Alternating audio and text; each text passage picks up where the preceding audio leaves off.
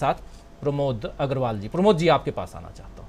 प्रमोद जी, कैसे देखा जाए, क्या असर इसका राजनीति पर? राजीव जी, दो तीन बातों का उल्लेख कर देना चाहता हूं छत्तीसगढ़ पर बोलने के पहले। एक तो नरोत्तम मिश्रा का उल्लेख करना चाहूंगा, गृह मंत्री हैं मध्य प्रदेश के। उन्हें दीपिका पादुकोण के नाच गाने में भगवा पहना हुआ बड़ा बुरा लगा था और उन्होंने इसे भगवा का अपमान कहा था। वही भगवा लपेटे पुलिस के संरक्षण में प्रवेश शुक्ला उनकी सरकार के कानून और व्यवस्था को मुंह चिढ़ा रहा है। लेकिन चूंकि वो मिश्रा जी का ब्राह्मणवाद का पोषक है, मिश्रा जी की विचारधारा घृणा और नफरत का पोषक है, इसलिए अब भगवा बुरा नहीं लग रहा। ये भगवा अब अपराधियों के चरित्र, चाल और चेहरे तीनों ढक रहा है। इस पर अब किसी को बुरा नहीं लग रहा। दूसरी बात, एक बात और याद दिलाना चाहूंगा, यह वही सीधी है जहां लगभग 1.5-2 साल पहले 9 पत्रकारों को थाने में नंगा करके बैठाया गया था, उनसे नंगा परेड कराई गई थी। और यही केदारनाथ सिंह का यही प्रवेश शुक्ला उसमें भी आरोपी था, लेकिन तब भी इसे कुछ नहीं हुआ था। यदि उस दिन कानून ने अपना काम किया होता तो ये घटना जो हमारे देश को पूरे विश्व में शर्मसार कर रही है, पूरे ब्रह्मांड की मानवता को झकझोर रही है, ये घटना नहीं होती। तीसरी बात कहना चाहूंगा कि शिवराज सिंह जी ने आज पहली बार कहा है कि आतंकवाद कि किसी अपराधी का कोई धर्म, जाति या चरित्र नहीं होता है। यह बात उनकी उस विचारधारा का खंडन करती है जिसमें वो कहते थे कि आतंकवाद का धर्म नहीं, आतंकवादी का धर्म नहीं होता, लेकिन हर आतंकवादी मुस्लिम होता है। आतंक का धर्म नहीं होता, लेकिन हर आतंकवादी मुस्लिम होता है, ये उनकी विचारधारा हमेशा कहती रही है। आज ये विचारधारा कैसे बदल गई? चौथी बात ये कहना चाहूंगा कि जिस बुलडोजर का चलने का आप उल्लेख कर रहे थे, उसके अगर विजुअल्स हों तो आप दिखाइए कि वो प्रवेश शुक्ला के गार्डन को साफ करने गया था। उनकी संपत्ति को कोई नुकसान नहीं पहुंचा है। आप किसी भी सीधी के निवासी से पूछ लीजिए, उनके बाजू में एक टपरा बना हुआ था, टीन का, उसको गिरा दिया गया है और गार्डन की बड़ी बकायदा सफाई की गई है, जिसको अगर साफ कराते तो कम से कम 5-10 हजार रुपए और प्रवेश शुक्ला जी के लग जाते। आखिरी बात उस मामले में और ये कहना चाहूंगा कि केदारनाथ शुक्ला जी जो वहां के विधायक हैं, जिनका ये प्रतिनिधि है, उन्होंने 3 विभागों में इन्हें प्रतिनिधि नियुक्त किया हुआ है। अब बड़ी बेशर्मी से कह रहे हैं कि वो उनको नहीं जानते, वो उनका प्रतिनिधि नहीं है, वो भाजपा का नहीं है।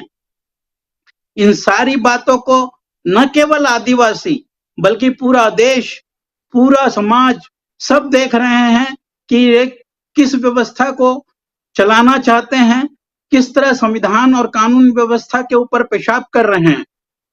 शर्म आती है बोलने में भी कि हमारे देश में ये उन साधु संतों की पोषक पार्टी है जो मानवता को और सहिष्णुता को आदिकाल से सर्वोच्च बताते हैं, हमारी धर्म संस्कृति के दिन भर गुण गाते हैं और उस धर्म संस्कृति कायम करने के लिए इस पार्टी को वोट देने की अपील करते हैं। उन्हें भी आके सामने बताना चाहिए कि ये जो कर रहा था ये कौन सा धार्मिक काम था। एक हाथी की मौत हो जाने, एक कुत्ते के पिल्ले के कार के नीचे आ जाने का उदाहरण देने वाला ये पार्टी, इतनी बड़ी घटना पर कोई इनका बड़ा नेता कुछ नहीं बोल रहा है। राष्ट्रपति मुर्मू तो क्यों बनाई गई हैं सबको पता है। उनको खुद भी आशा नहीं थी कि वो इस बड़े पद पर पहुंच जाएंगी। अब उनको तो सत्यपाल मलिक ने कह ही दिया है कि उनका निर्णय, उनसे मिलने तक का निर्णय प्रधानमंत्री कार्यालय करता है, तो बोलने का निर्णय तो करता ही होगा। वो कहां से कुछ बोल पाएंगी। अब आता हूं छत्तीसगढ़ पर इसके प्रभाव के लिए।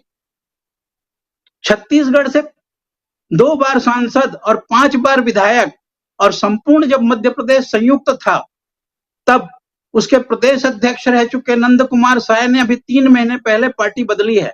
वो संस्थापक सदस्य थे भारतीय जनता पार्टी के, जिन्होंने लखीराम अग्रवाल और कुशाभाऊ ठाकरे के साथ मिलकर मध्य प्रदेश में भारतीय जनता पार्टी को खड़ा किया था। वो नंद कुमार साय उस कांग्रेस में शामिल हो गए जिस कांग्रेस ने लाठीचार्ज में उनके हाथ पैर तोड़ दिए थे। लेकिन उन्होंने ये कहा कि मैं इसलिए शामिल हो रहा हूं कि मेरे राज्य के आदिवासियों की उपेक्षा कर रही है बीजेपी।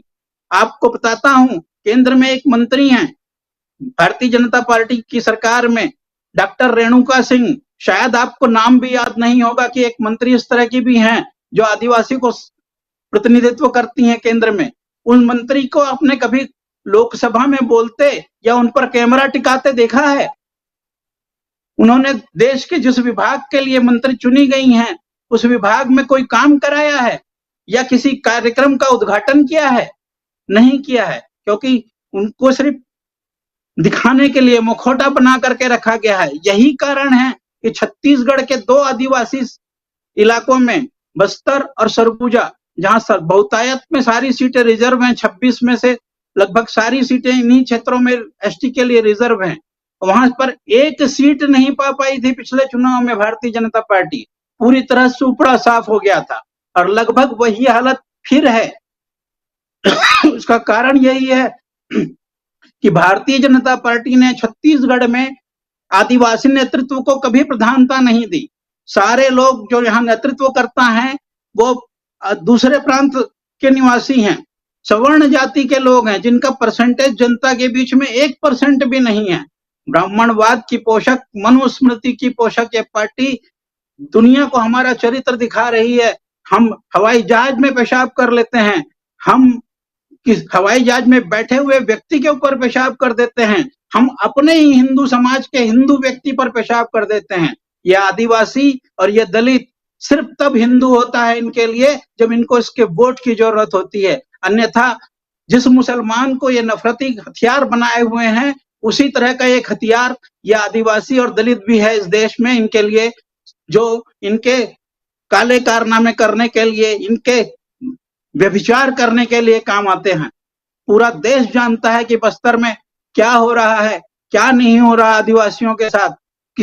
किसी मंत्री को, किसी केंद्र को ये फुर्सत नहीं है कि हमारे आदिवासियों के अनुसूची के अनुसार उनका कल्याण किया जाए।